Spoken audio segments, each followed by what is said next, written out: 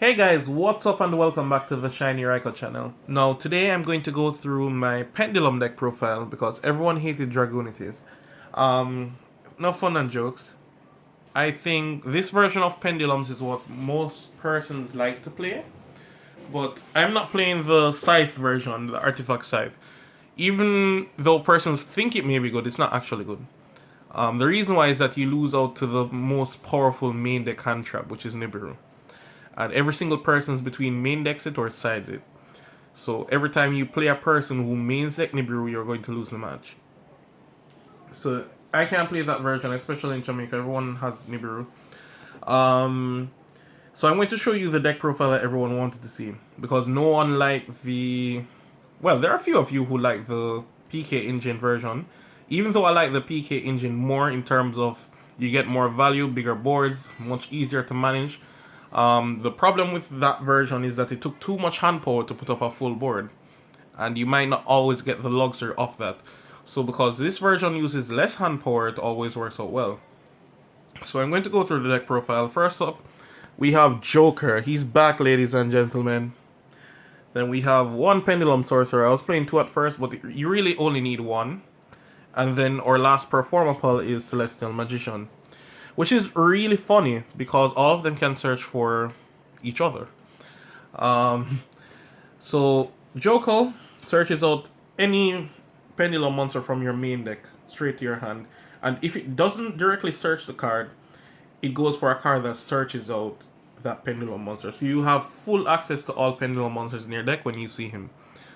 Pensork is the next great one, but unfortunately it can only search for Performapals that are not Sorcerer.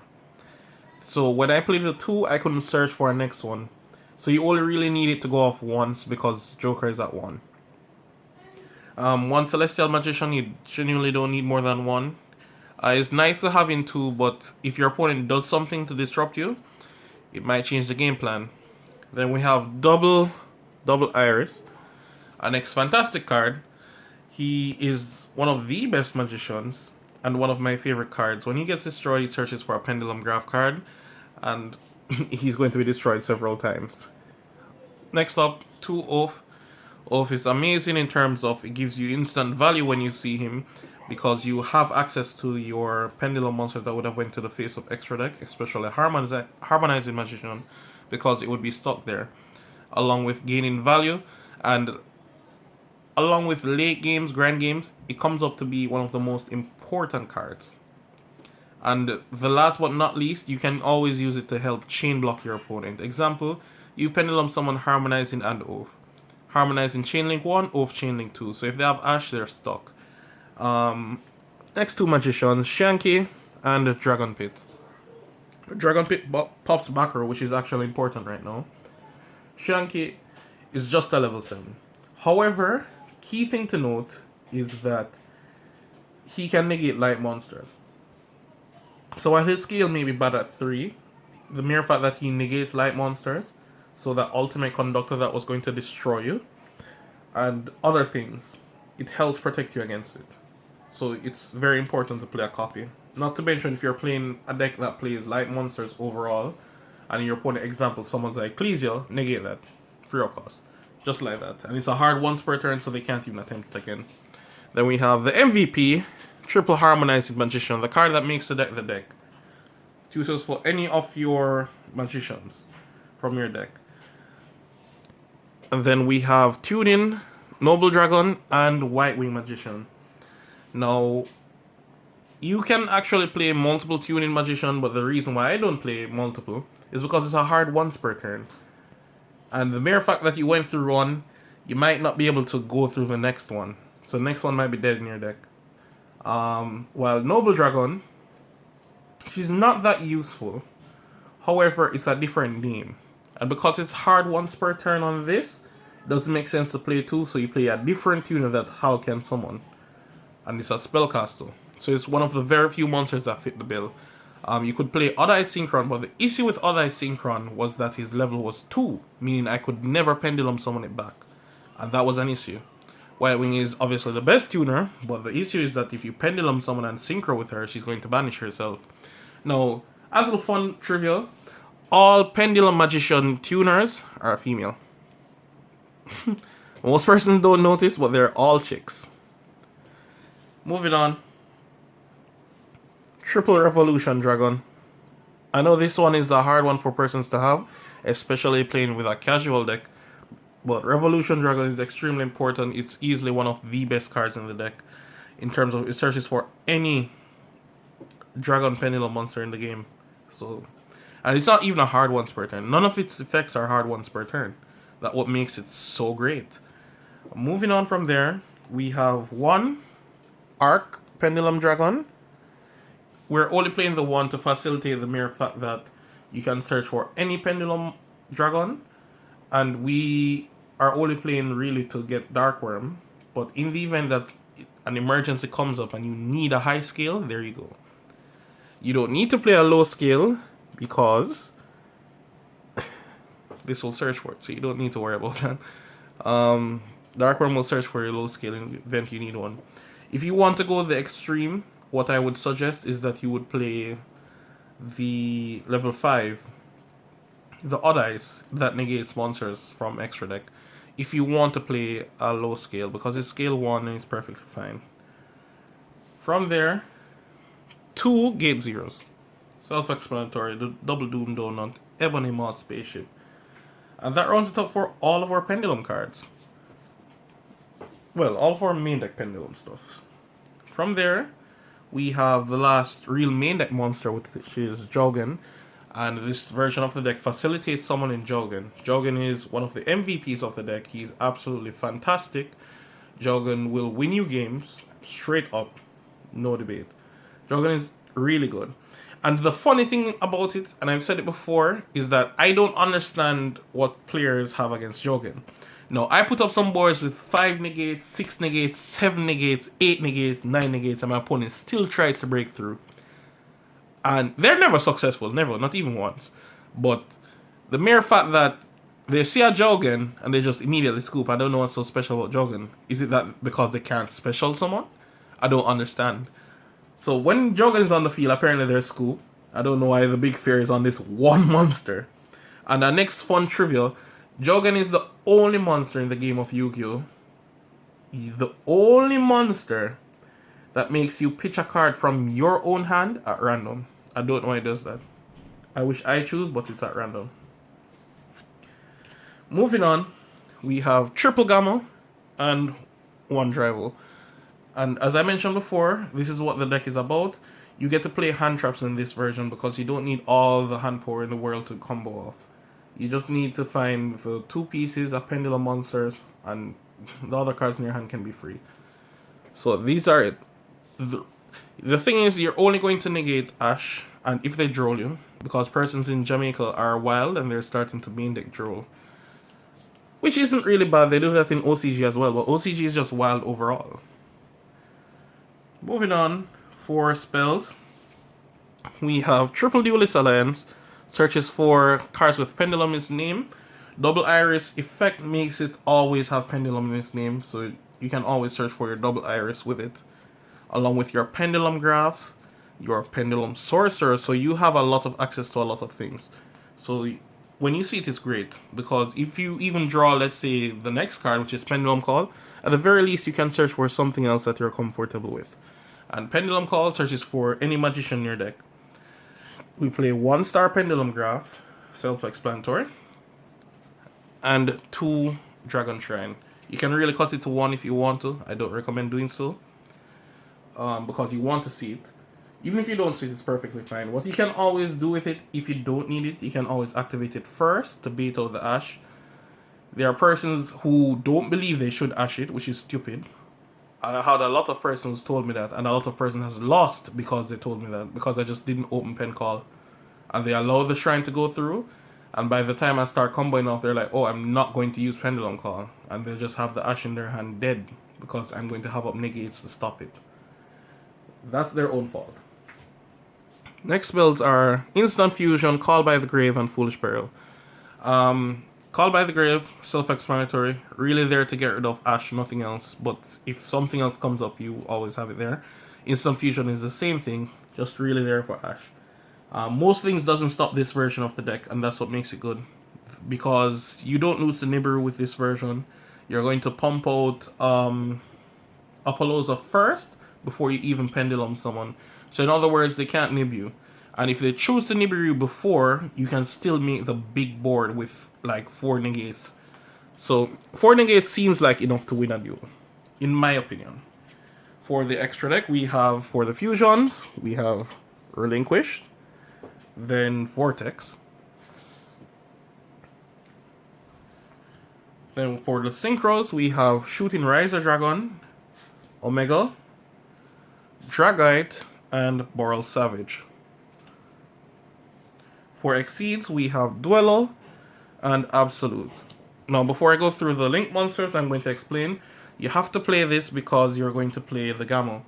And you don't actually want the monster to stay on the field. Or your Dark Worm would be able to summon back itself.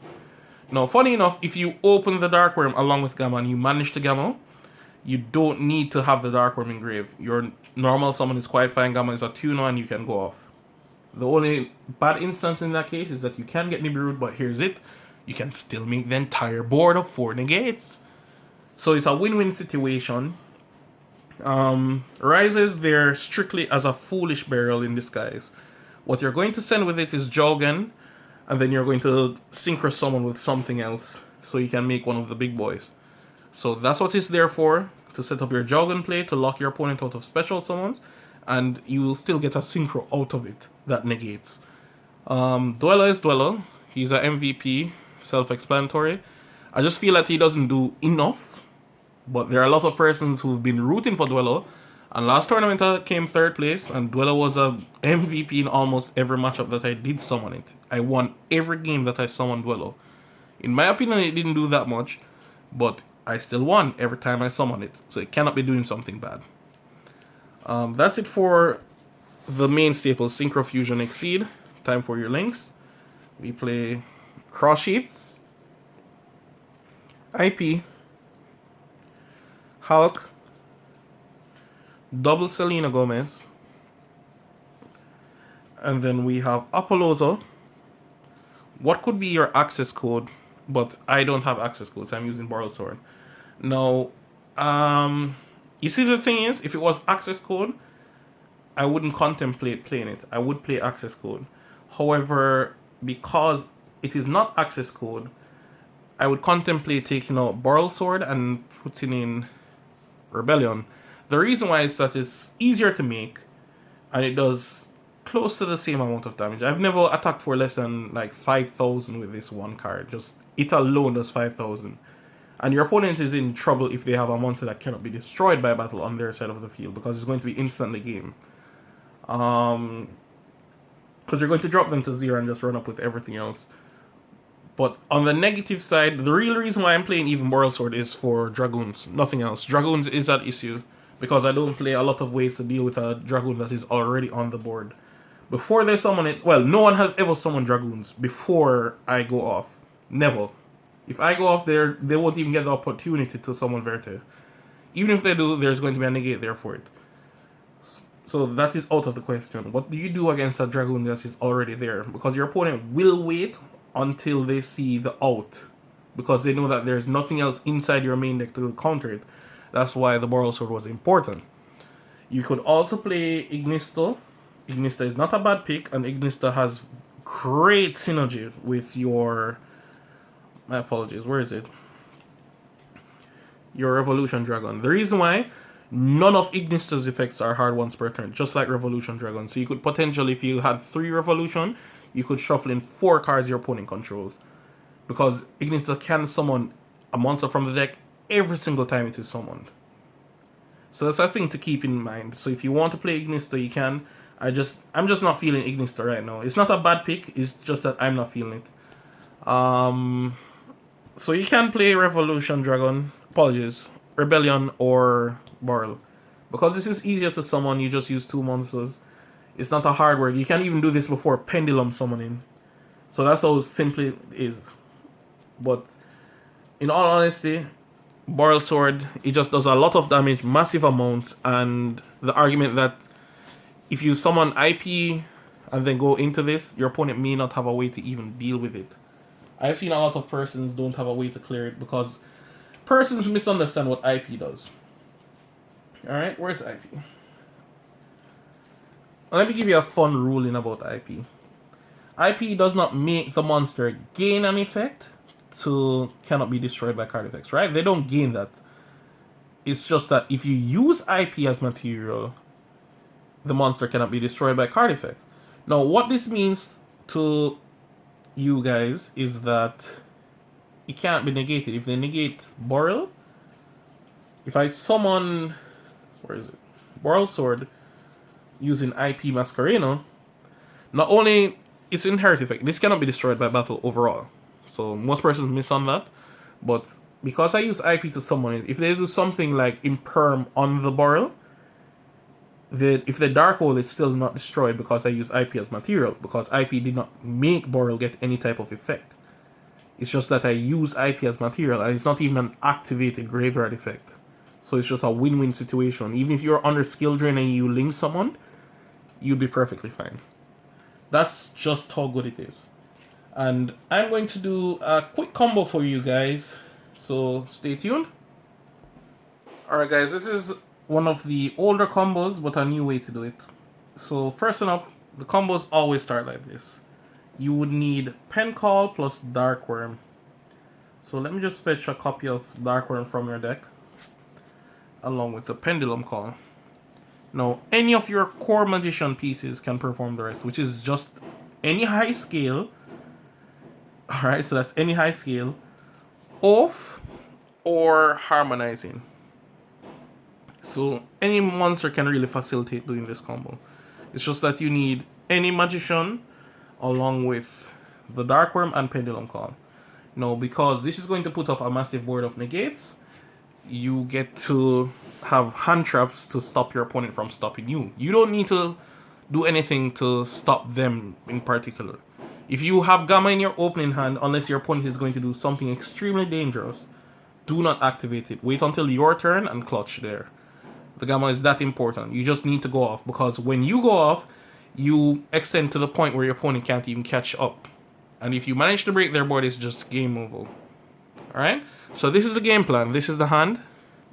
Alright, so first thing is Pen Call Darkworm. You've seen this a million times. If your opponent ashes, oh well. Oh well. And not only that, not only do you Gamma, and you're going to get Omega out of this, you get an extra card out of their hand. So the other two cards you're going to go for is Harmonizing and any high scale. Now, it depends on which high scale you're going to go for now, depending on your matchup. Perform Pulse Celestial Magician is easily the best card to search for on paper. The reason why is that it gives you free value. However, the issue with him is that your card may not necessarily get destroyed. So that becomes an issue now, because he won't do anything. So the next option would be Double Iris. Even though Double Iris won't be able to activate on the first turn, going forward it may be able to activate on your next turn. And your next turn would be extremely crucial, because you'd have everything to clap your opponent. So you can pick anyone you want. I'll work with Celestial Magician for the sake of the video. So you special these two. You're just going to immediately synchro someone into Omega, and you're going to grab a card from their hand, which is fine. So they lose 2 cards for you being able to go off, and you still can go off. Darkworm effect, summon itself, next effect on field to at gate 0. Now, there are several ways I can take the combo. I'm going to show you the original route. If you guys really want to see a different route where you can combo off and style on your opponent, because this is what we're going to do, just style on them. We now scale with both normal summon and link into Halki Fibrax. The reason why you're doing this is strictly to draw out the Nibiru.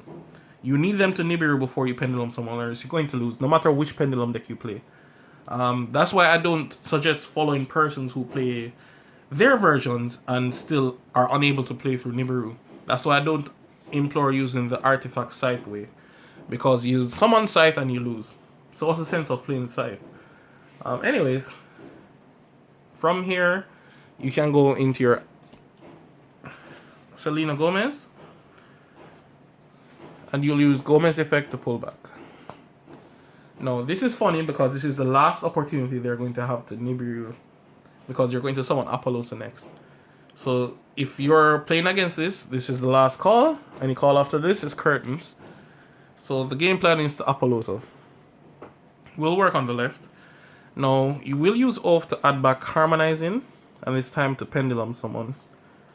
There are several routes you can use to take this combo, but I'm just going to stick to the game plan here. Harmonizing will special summon from your deck. There's a lot you can actually special summon, so. But what we're going to summon here is White Dragon Magician. Apologies, White Wig Magician, and Synchro Summon. We get to summon our Boral Savage. I would recommend putting it in the corner, and you get to equip. I would equip Selena in this position, and you'd get 3 counters for doing that. So it's a healthy amount of counters. Most games normally end before the counters are even finished. That's a thing to note. Your Tuning Magician can just summon back itself because you have 2 monsters in scales. Well, 2 magicians in scales, and you'll Synchro Summon again. And what you get here is your Dragite. So the Harmonizing doesn't actually end up doing anything because there's no other monster to work with. But in the event you had a next monster, that's 1 more negate. And this is already 4 negates. You'd most likely win off this. This is 2 monster negates, along with a spell or trap, and anything. And not to mention, you'd still have 1 more card in hand. Could be any random thing. So it would potentially be 5 negates if you find any card to work with the Harmonizing. Not to mention, they started with less cards because I Omega. So it's an instant win. Alright guys, if you guys are interested in more combos, just say so, and I'll push them out for you. This has been a long video, and I don't really want to make it any longer. Alright, thanks for watching guys. Rate, comment, subscribe. I'm out. Peace. Have a great day.